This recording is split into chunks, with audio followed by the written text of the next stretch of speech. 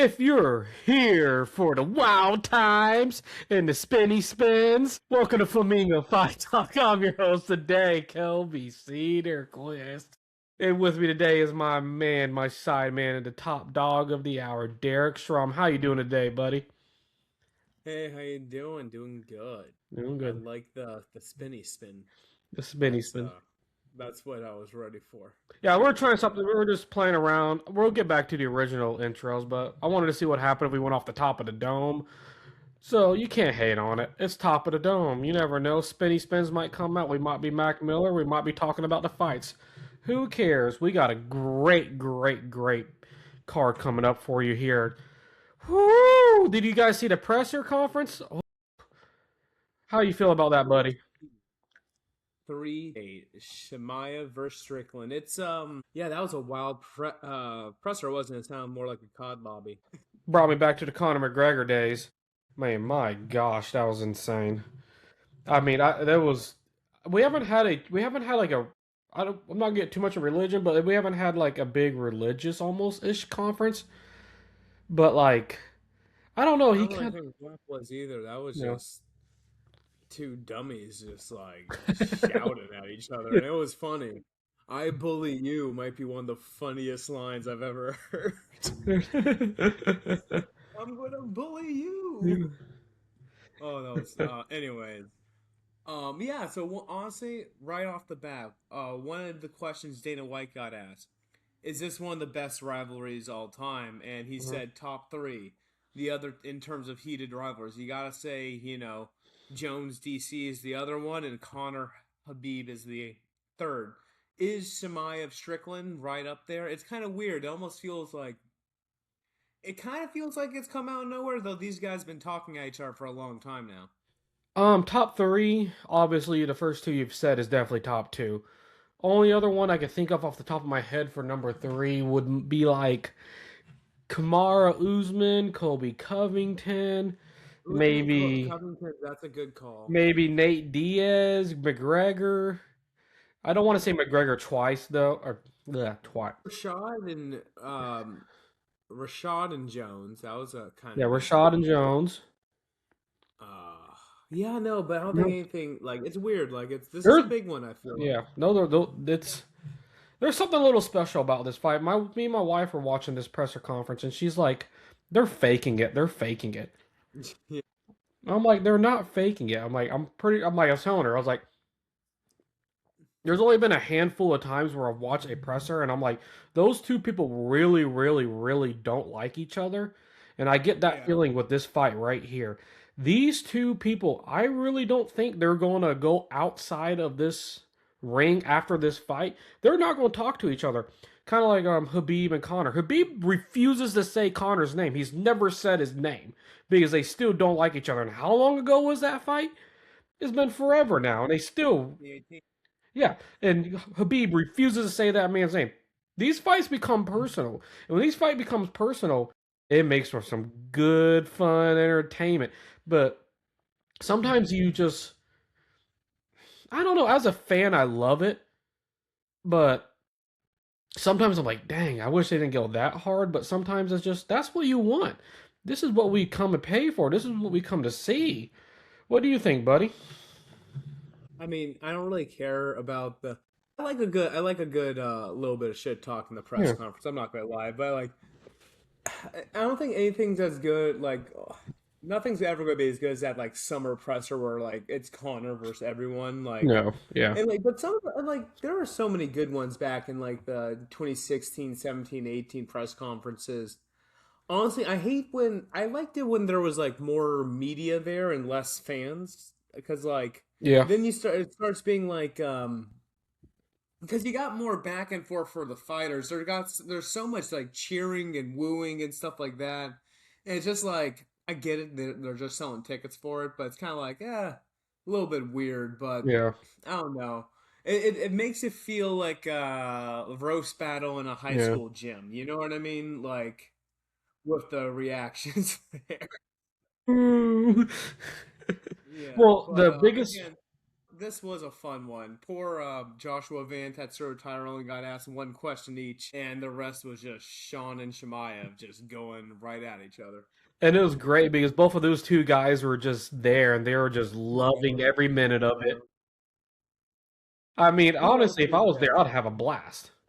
I think Robert Whitaker did that on one of his cards where there was a bunch of crap talk. He just like they're giggling, Yeah. oh, this is awesome. Or that one time Ronda Rousey's like looking up at Jeremy Stevens and looking over at Connor and she's like, what is happening? Hey, Ronda Rousey's coming back, people. If you guys don't know, we got a Ronda Rousey fight coming up too. Shout out to Ronda. And Jeremy Stevens is back in the UFC taking on Yes. Bobby Green tomorrow too. So Yeah. it works in more ways than one. Yeah, this is a crazy, crazy like triangle that's happening right now. Yeah.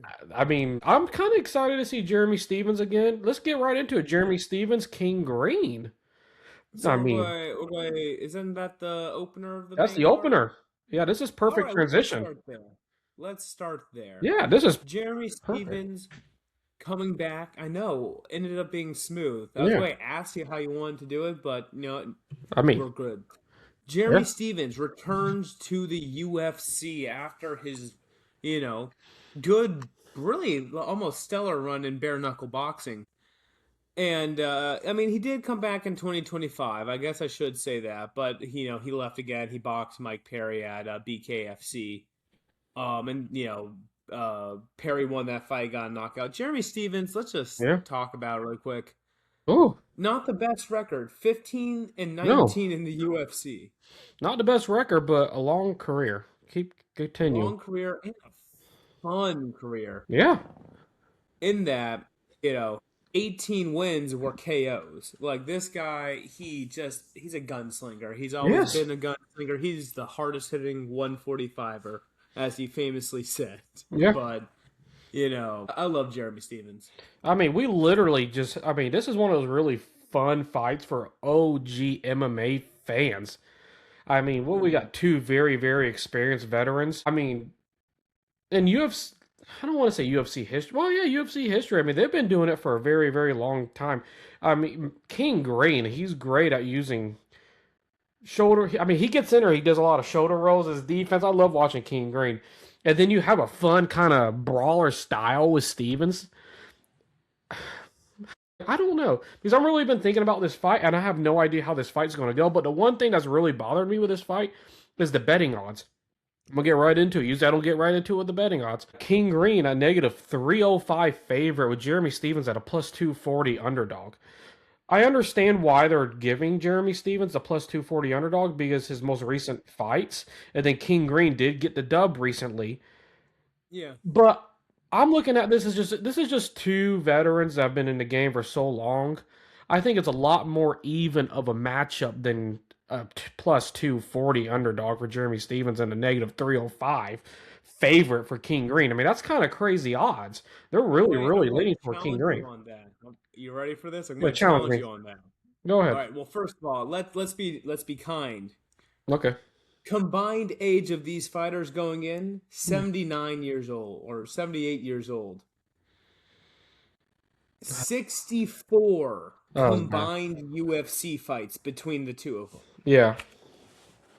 But you want to know when the last time Jeremy Stevens won a fight in the UFC? When?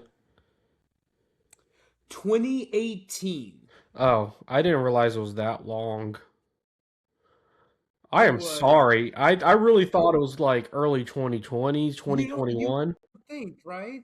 It's surprising it's been that long because he's a fan favorite. I'm going to read it. So, it was a performance of the night. In February of 2018, he knocked out Josh Emmett in round 1. After that, shortly that summer, he lost against Jose Aldo. Then he loses against Zabit Magomed Sharipov. Gets a no contest against Yair Rodriguez. That was the eye poke round 1 where they threw the popcorn at him in Mexico City. Yeah. Then he goes back and Yair dominates Jeremy Stevens. That's in 2019. That's on his run up to his fight against Max Holloway that eventually culminates in. Yeah. Then he loses to Calvin Kattar. And he missed weight that fight too. 2021, he loses to Gamrot. He leaves the UFC, goes to PFL. His only win in PFL, I'm pretty sure, is against Miles Price. Okay. He then goes into bear boxing, where he had a draw against Jose Aldo in the Game Bred boxing Yeah. card. Goes on his 3-fight win streak in bare knuckle, beating Eddie Alvarez. That's a big win. Then loses to Mason Jones on a quick, short notice fight back to the UFC in 2025. That was in, I want to say, Illinois, where Okay. that fight was. Jeremy Stevens, I believe, came in pretty on short notice. Yeah. He lost that fight, goes and loses to Mike Perry, and now he's back in the UFC fighting King Green. It's been a long journey for Jeremy Stevens, but he hasn't beaten an elite guy in 2018. Good news for him, though. Bobby Green's not necessarily an elite guy anymore, is he? No, not at all. That's why. Well, I didn't realize the whole 2018 thing. That still blows my mind. That's wild, Yeah, right? that's wild. I mean, that's a whole 8 years. I mean, you're looking at almost a decade. Yeah.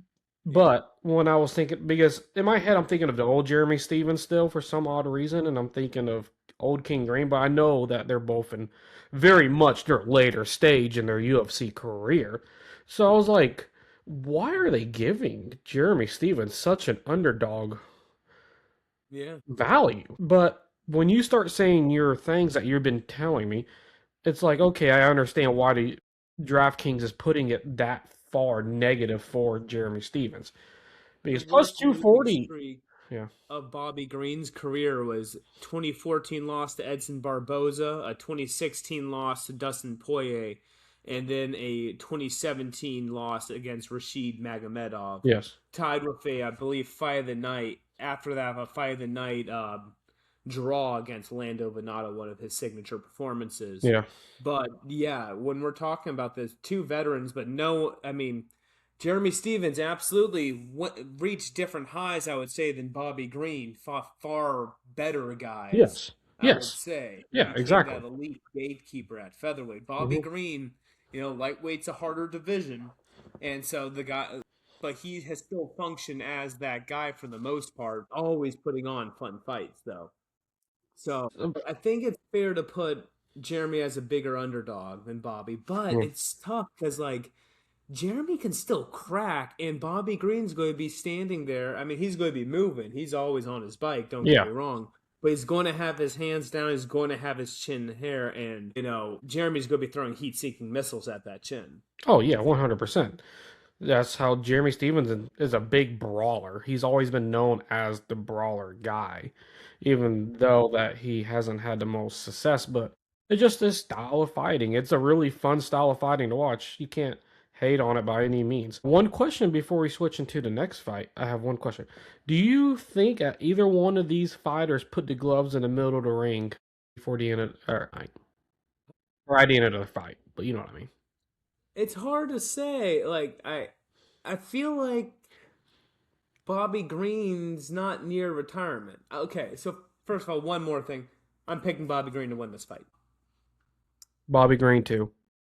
And I think he's going to win, and I doubt Bobby Green's going to retire on a 3-fight win streak. Okay. He's not that guy to me. No. Jeremy Stevens, on the other hand, frankly, like, and this might not be a good thing, but I believe, like, in terms of, like, the true, like, martial artists of, like, you know what I mean, those just lifelong, like, fighters, martial Yeah. artists.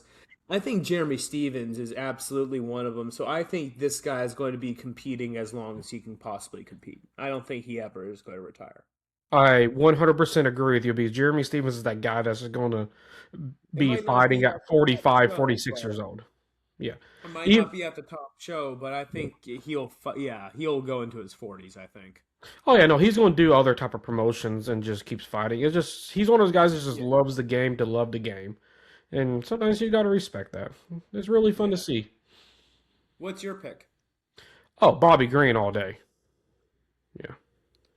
Well, all right, let's get into the next fight on the card. This one, honestly, might be my favorite on the card. His whole card's absolutely amazing, but This is one of the best welterweight fights that the UFC could have made at this point. Sean Brady versus Joaquin Buckley. I mean, me and Derek have been watching Buckley since he got before the UFC when he was in the Contender Series. This is a one of those like really true wrestler versus explosive style striker matchups. One of the stats I've pulled up, Brady averages 3.53 takedowns per every 15 minutes. So every 3 rounds, he gets almost over 3 takedowns in a fight. That's actually pretty high of an average for a UFC fighter. I mean, if you're able to get a guy down that many times in a fight, that's pretty impressive at the highest level. And Buckley, what is he on? Is he on a win streak right now? No, he's on a losing streak. No, that's right. Oh, sorry. Not 2 fight. One of them he lost at RAF. But he's coming off of a dominant loss. Like, he got wiped. That's right. That's right. It was a fight of the night, but yes, Usman dominated him. And that's right after he beat the brakes off of Colby Covington and we got a performance tonight off Stephen Thompson as well. Yeah. But hey, those are some older guys. But he did lose to Usman. Sean Brady coming off of a devastating knockout from Michael Morales, probably the scariest man at welterweight. And that sucked for him because Brady was coming off of a good win streak after his loss to Bilal Muhammad, who I believe went to get the title after that. But he beat Gastelum in a fight of the night. He demolished Gilbert Burns, and then he finished Leon Edwards. He was about to get a title fight. In my opinion, he was right there. Yeah. He takes on Michael Morales because Ian Gary got the fight, and Morales destroyed him. Yeah. So basically, what's the story? Both of them coming off losses at the top of the division. Brady is the wrestler who got caught standing by a better striker. Buckley is a striker that got wrestled out by a better wrestler. Sean Brady is not as good of a wrestler as Kamaru Usman, and Joaquin Buckley is not as good of a striker as Michael Morales. So it's a great test for both of these guys, but devastating if they lose. Oh, it's absolutely devastating because both of these guys have gotten to the point in their career where they want to get over that final hump and become the top dog of the division. Yeah. And we've all had that big hope for Buckley throughout the time that he was possibly going to be that next guy, especially after that Kevin Holland fight that we watched. That was his first fight in the UFC, by the way. And he was actually never on Contender Series. Yes. He came from Bellator and LFA. Yes. Kevin Holland came off the Contender Series. Yes. Yeah, you are right. Dang, I was messing up Buckley bad. In front of me. It's no worries. Jeez, wow, that was bad. Because I was like, dang, Buckley's on a 6-fight win streak, and I'm like, no, that 6-fight win streak was before he lost to Usman. Yeah, and I was like, that's right, he lost to Usman. Yeah. Yeah, this is the only fight I didn't write notes down for because I thought I had it in my head, and I clearly don't. It happened. I mean, again, this is kind of one of my things. I love Buckley. He's a fun fighter. Welterweight is so hot right now. Both these guys really, honestly, probably in their prime. Sean Brady, 33. Buckley, 32.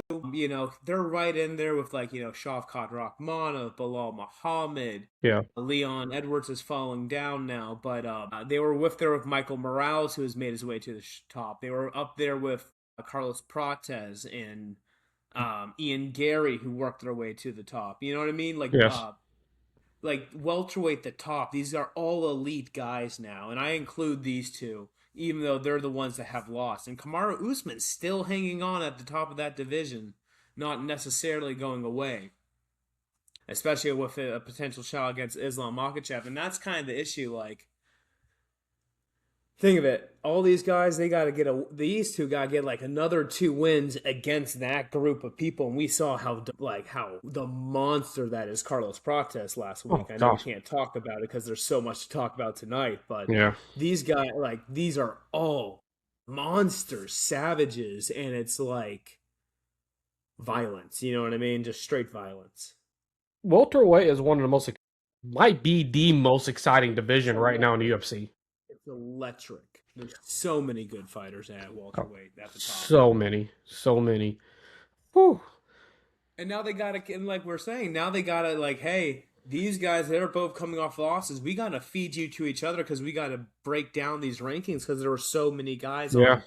There was like four undefeated guys at one point, or like five or six of them on like over 4 fight win streaks. And so now that that's starting to break, now they're putting these guys. So again, either one of these guys, if they get a loss, you can say, what, 4 or 5 fights away from a title fight. Like it is, Well, demonstrous for their title run to get a loss at this point. So the stakes are high for the middle pack of welterweights right now. if they get a loss right now, they have to. It's definitely at minimum 3 fights. But let's get right into it with the DraftKings betting odds on this fight. Okay. Negative 198 for Sean Brady as the favorite against Buckley at plus 155. Relatively pretty even, which is exactly what I bet you and me expected for this fight. But It's a Buckley, close one. yeah, Buckley as an underdog. If you told me that you're going to bet on Buckley as the underdog, more power to you. I can't argue with that too much. So here's the thing with this fight. This can help make your bet. Do you think Sean Brady is going to win 100% of the stand up No. with Buckley? Can he make can he make that fight a wrestling fight? Can he sustain that for 15 minutes?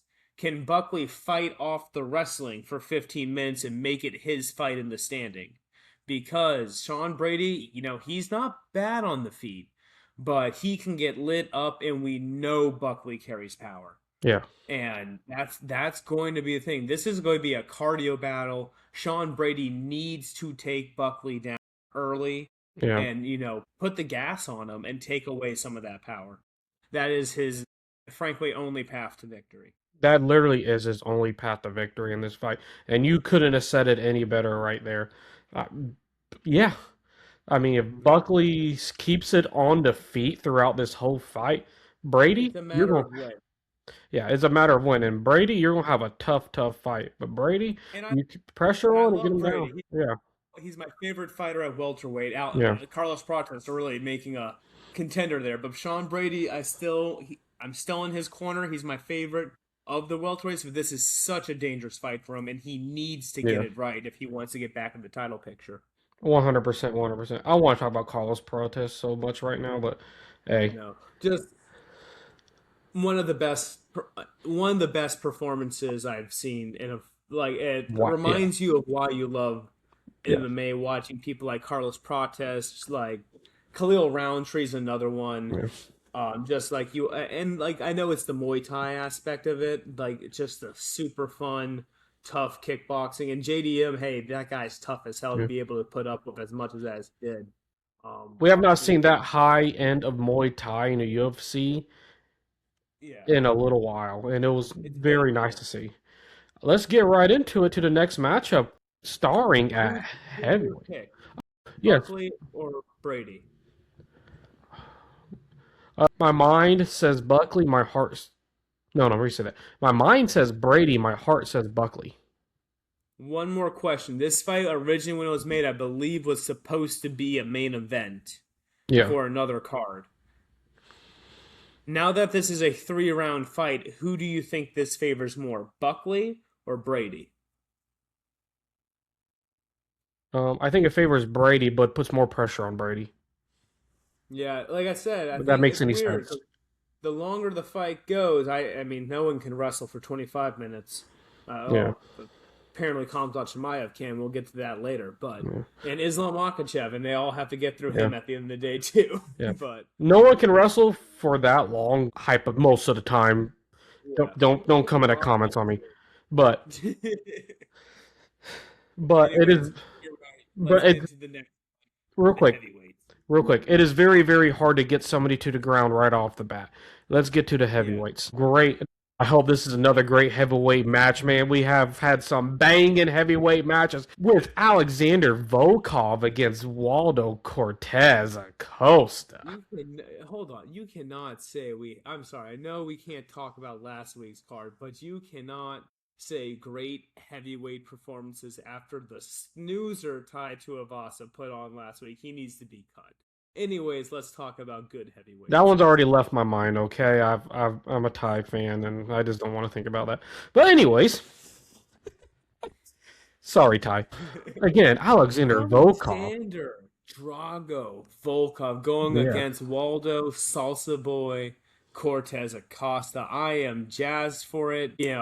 Waldo on the 3-fight win streak. Alexander Volkov on a 1-fight win streak, but split decision. Jalton Almeida was sent Jalton packing, and the other split decision against Surreal Gone, the perennial second man at heavyweight these days. So this is an important fight.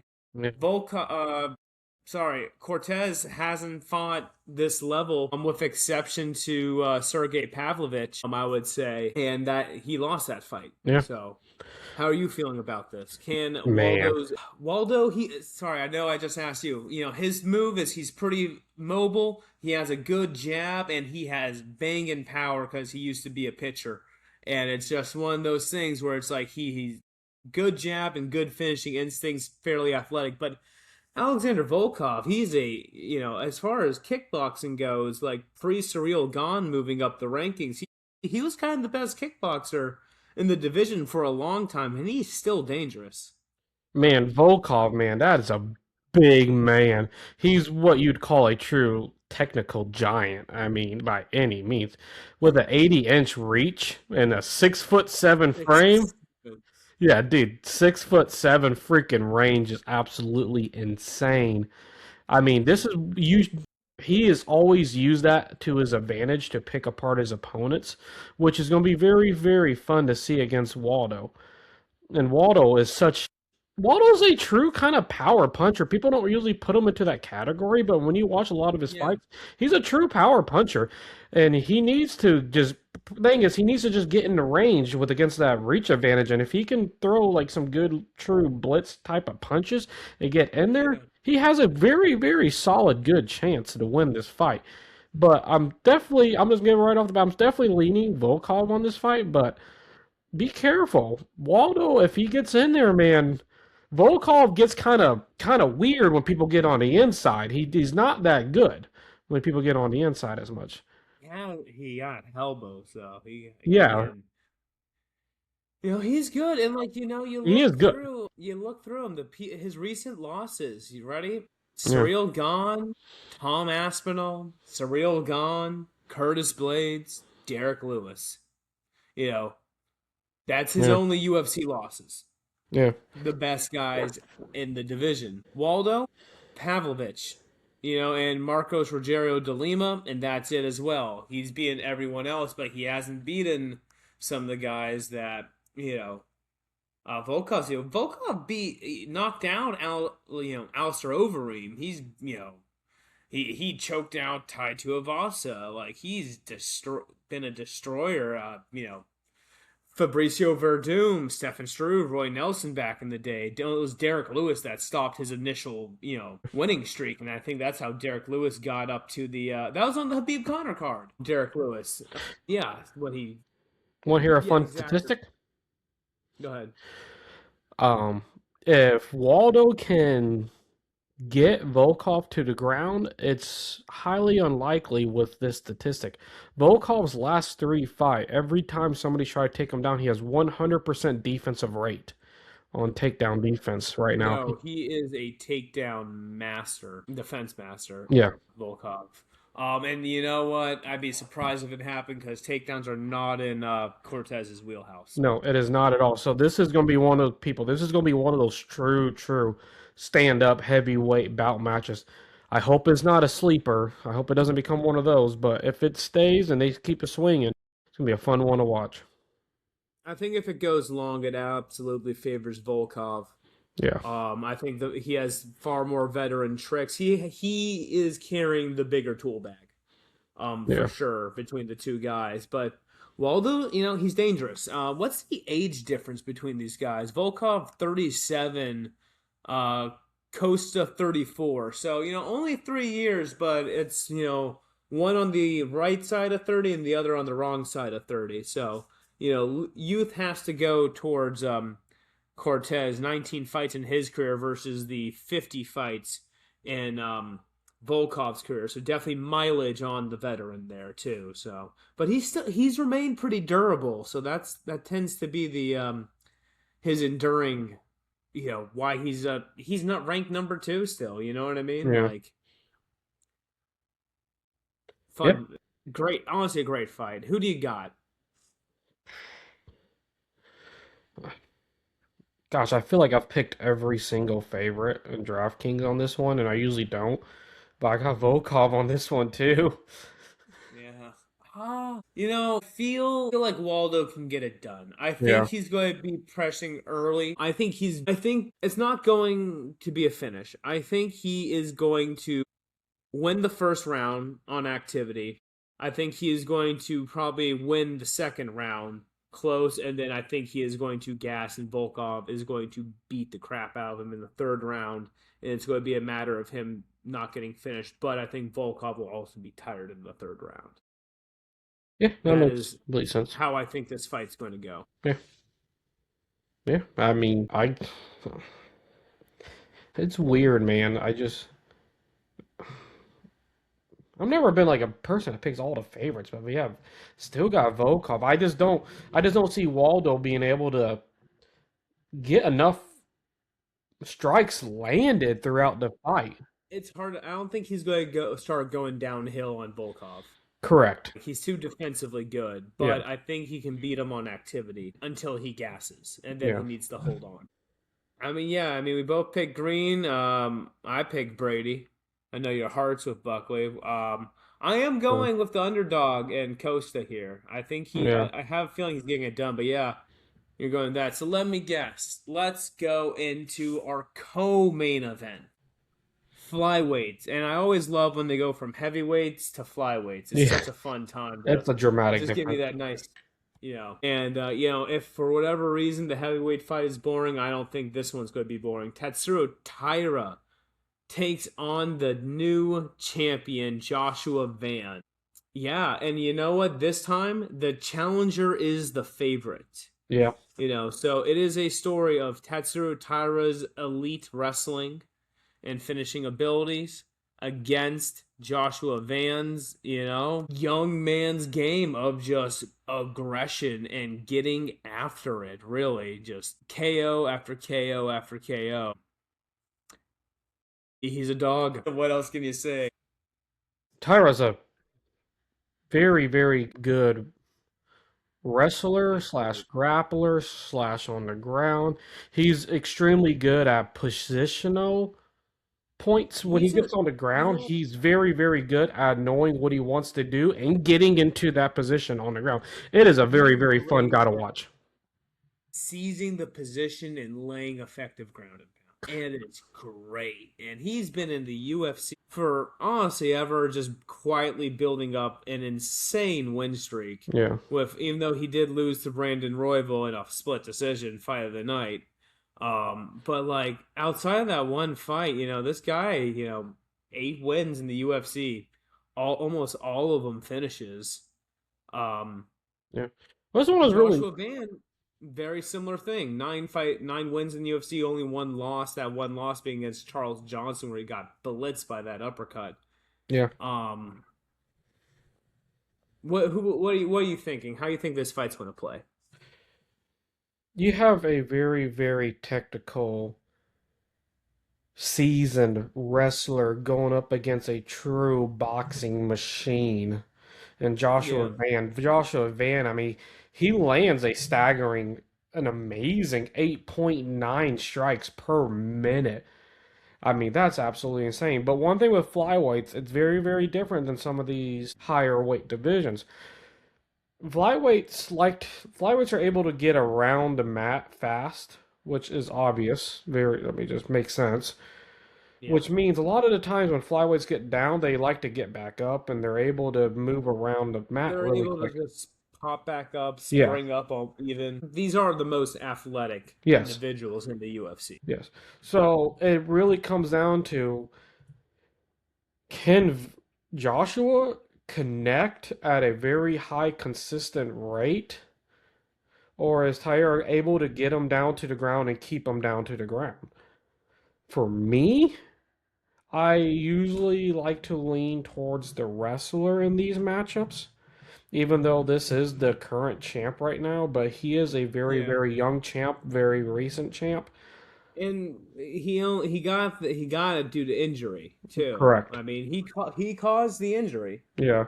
but so that it's a TKO, Yeah. but a bit of a freak accident. We don't know, but Pantoja he gets down like that. So and frankly, who gets to implement their game? I think that's the Yes. thing. I mean, we can't say either one of these guys are veterans. They got a combined age of 50. You Yeah. know, like Joshua Van only has 10 fights in his UFC career. Yes. Or, yes, in his UFC career. And so it's one of those things are not, I mean, these guys are good. They got great win streaks, great wins behind them, few losses. They've learned from their mistakes. They are good.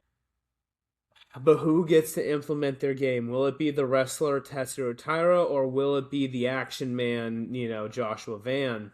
And I know I'm claiming Chris Curtis's nickname there with that, but I think it applies to Joshua Van here. It's just who gets to inflict it on the other. And I think normally when you play this game, you gotta go with the guy that can play the levels, and that favors the wrestler. So Yes.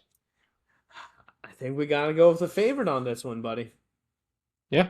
And I'm going, this is my first one. I'm really thinking he's going to win by decision. He's going to not win by decision. He's going to win by submission. This is a 5-round fight, so Yeah. it's a long one. It's a long one. I got him by submission. Let's get into the main The event. main Oh, event of the evening. oh. Khamzat Chimaev, Mm-hmm. 15, the middleweight champion of the Yes. world, takes on Sean Strickland, the former champion, professional record. Yeah. This is a good fight. These are two morally reprehensible, crazy, probably terrible human beings that are getting locked up in a cage Yes. and are just going to go to war. Yes.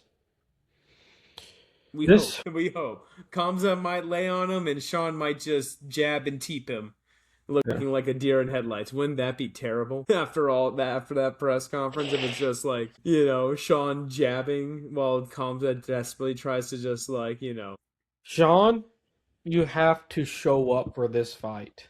It all relies on Sean Strickland and how he plays this fight.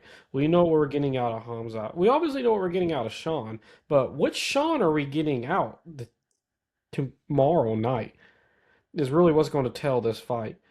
Strickland has a very, very, people have always said it, the Philly shell style of boxing. He mitigates damage very well while consistently walking opponents down. And then when he walks opponents down, he's able to get out of the strike range very, very easily. And then you got Chimaev, undoubtable, one of the most pressure-driven guys you've ever seen in the UFC. That man just runs at you. The only person I've ever seen that has kind of stopped that was Gilbert Burns, right? Gilbert Burns and Kamaru. Kamaru Usman also put up good resistance, but he broke Robert Whitaker's face. Yeah. And then, he destroyed Kevin Holland, poor guy. Took that one on short notice. We don't talk about that fight. Obviously, there's the other ones too, but and then just wiped Dricus du Plessis in a terrible fight, but absolutely dominant performance. Yeah. Probably the most fearsome champion. I mean, don't like to use the word aura and stuff like that. I think it's a little bit lame. But what you were mentioning, it felt like an old school fight, and the aura of just invincibility that Khamzat brings reminds you of prime Jose Aldo. It reminds you of Anderson Silva pre Chris Weidman, John Jones at his height. Just this dominance where it's like he's been able to kind of destroy whoever he's got against. It's not like he's gotten lucky against these guys. He's beaten these guys. He destroyed Robert Whitaker. Poor GM, he got destroyed. Reese McKee got destroyed. Li Zhang Li got destroyed, and that was before we knew how good he was. Yeah. But Strickland, one thing again, I think that gets a little bit overshadowed by the guy is remember when I said his record 30-7. That's a great record. 17 Yeah. of those wins in the UFC. Cool. His losses: Dricus du Plessis twice, Jared Cannonier by a split decision, Alex Pereira, Yeah. Ezekiel Zaleski dos Santos, Kamaru Usman, and Santiago Ponzibio. Those last three were during his welterweight days. Again, there's a former champion in there. And, outside of the Jared Cannonier, Alex Pereira, again, champion. Dricus du Plessis, champion. He hasn't lost a lot. He's beaten tons of guys. He's became a champion. He's beaten Nasruddin Imavov, who's the other top guy in the division right now. He beat Izzy. He beat Paulo Costa. He beat Anthony Hernandez. He dominated Anthony Hernandez. Yeah. And I was shocked by that because Anthony Hernandez is one of my favorite guys too. And it's just, oh, Sean Strickland's one of those guys. He's so aggravating for so many obvious reasons. And he used to have that goofy game. But you mentioned how he gets out of the way of danger. He learns from his mistakes. He Yes. got destroyed by Alex Pereira walking into it. Clearly never experienced power like that before. And then what do? He went and trained with Alex Pereira. And he's gotten so damn good. He took it to Izzy, Yeah. and controlled the space on that and just kind of bullied Izzy around. That's wild. Mm-hmm. And can he bully Chimaev?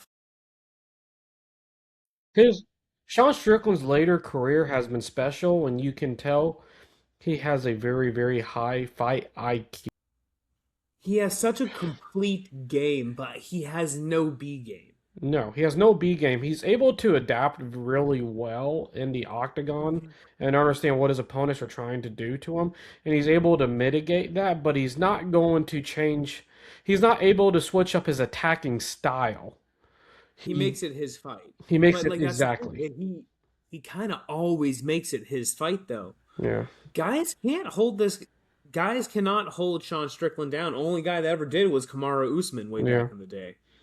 And it's like now Kamzat, he held Dricus down. Clearly, Sean Strickland's a better wrestler than Dricus. So it's Well, Sean like Strickland is definitely a better wrestler than Dricus. Dricus is just very much even shown though what. Dricus won the head to head, but Yeah. still, Yeah, exactly. Yeah, with obvious. Yes, he's won twice a head to head, but yeah.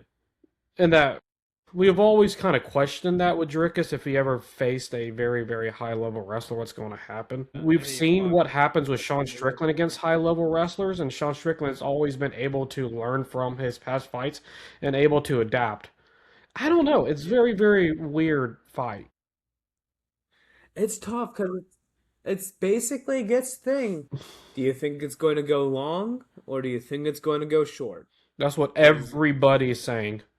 if Kamzat Shemaev has one weakness, Hmm. it's the gas tank.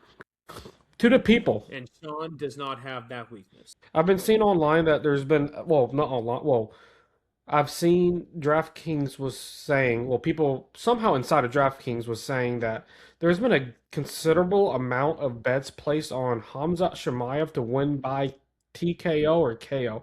I am sorry.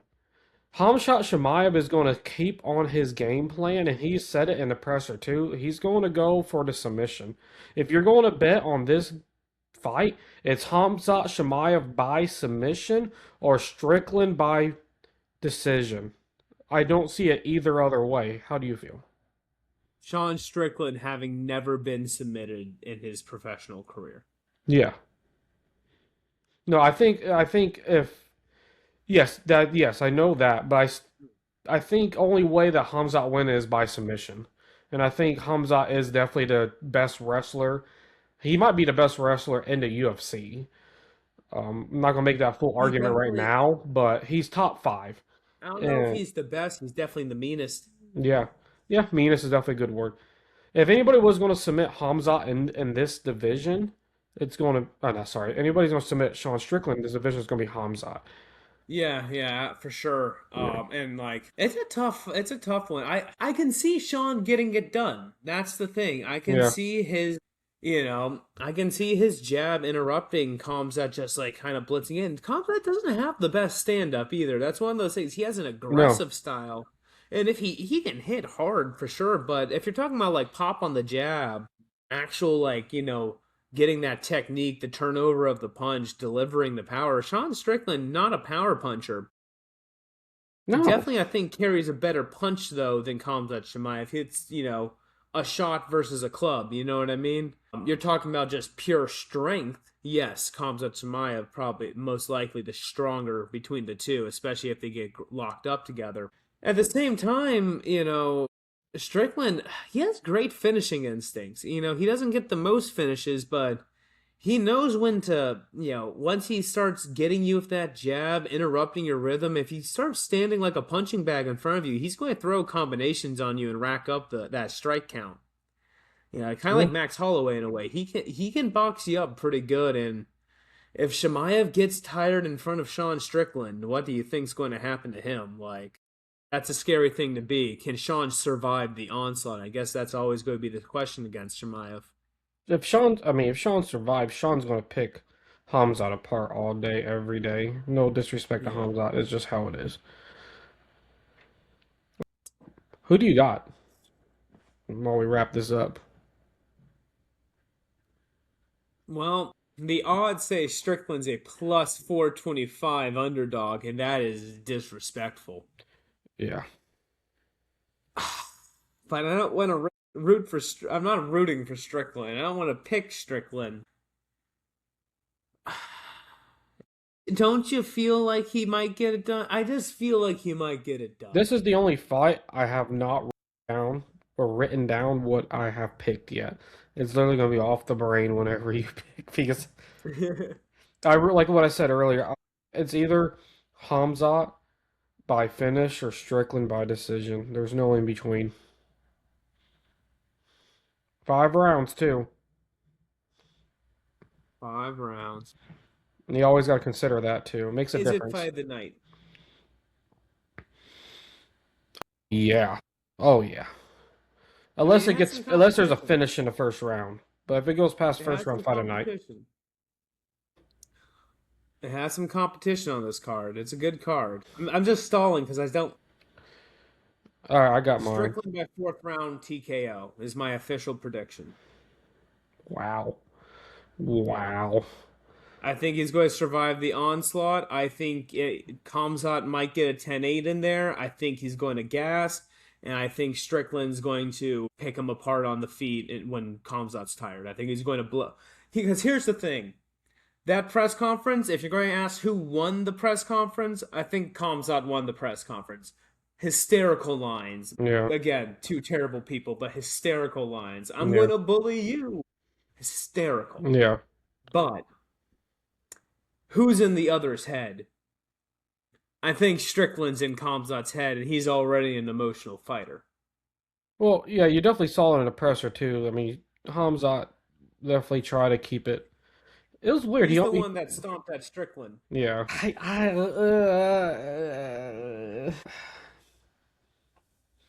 Okay, I have to give an official prediction. I can't do percentage. Yeah, I put you on the spot. I did one. You got to do one. I know.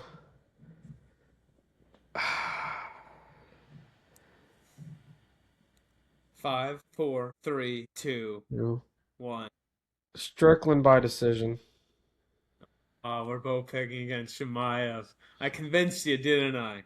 That he's gonna Kind get of. beat up really bad in the first 2 rounds. Kamzat's Well, gonna gas. when you said that, I was like, I just imagine Sean Strickland being put in a crucifix for the first round, and then Sean Strickland just keeps it up on his feet as much as he can, and he's just going to wear Hamzat down, and it's going to end up by a decision. It's going to be it's a fun fight, and you know what's the best part about this? And decision too. 3-2, got it. You know what the best part about this one is? What? I'm gonna watch this with my in-laws. Oh dear gosh. So hopefully we do not get a Connor Habib 2 um at the end of the fight. Hopefully any weapons remain in their holsters and the New Jersey PD is on high alert. Buddy, Yes, sir. the prelims are great. One fight on it you should highlight. Definitely watch. Frankly, should have been on the main card. Yeah. I think they should have just made it a 6-fight main card, right? Because it was only 5. Correct. I think they should, or hell, if it was 6, make it a 7. Yaroslav Amosov versus Joel Alvarez. Joel Alvarez, amazing fighter. I'm trying to find it really quick. From Spain, I believe he only has 1 loss. Joe Alvarez, he's been an up and coming guys, or the guys that still listening to this podcast this late in. Keep an eye on Alvarez. He's been up and coming, solid freaking fighter. He's going to make a name for himself here. Sorry, I'm pulling it up now. I already closed out of it earlier. Oh, you're good. 8-2 in the UFC. His only 2 losses are against Arman Sarukian and Damir Ismagulov. Yeah. Ismagulov actually pretty good, but that was Alvarez's first fight in the UFC. Again, only other guy he lost to is Sarukian. Beating some good guys, Drakkar Klaus, Vicente Luque. He's a respectable fighter. He's a fun action fighter. But Yaroslav Amosov, he might be the new best. He is an interesting guy in that division. I know he's from Bellator, but he only has 1 loss, and that's against Jason Jackson, who's a great fighter. He's beaten Neil Magny already, so we know he's a top welterweight. And he's destroyed some of Bellator's best guys. Not a lot of people know a lot about him because he's still new to the UFC, but this is a guy to keep your eye on if you don't know. There's a reason why he's on this card. I wish he was on the main card. Watch him on the prelims if you do anything on the prelims. Hey, to the people that made it this far, thank you for tuning in to the podcast. This is going to be one heck of a fighting card. I mean, shout out to the UFC on this one. This almost is better than the dang White House card. I think this is better than the White House card. I mean, it can't because of Pereira and Ilya being on it. Yeah, I was gonna say that. It can't, but it's tickling it. I think it beats it in terms of excitement for me. Yeah, I am more excited for this card than the White House card. Just how I'm more excited for Ronda Rousey, Gina Carano next week than I am the White House card. Though I'm always excited to watch Alex Pereira fight. Yeah, we always are. It is late. We have work to do. Kelby, we need to do a new outro. Yeah. We'll be getting out a new outro soon, pretty much. We're usually live on Sundays. We will not be live this Sunday. Derek's got to go see his in-laws and his parents. I'll be on the way back by Sunday, but maybe we'll get something out early next week. Yeah. We might do something later Sunday night. Maybe something. We'll figure something out. But we'll be back, guys. We'll have shorts coming out again, and we'll bang them out. Anything to say? Peace. See ya. See ya.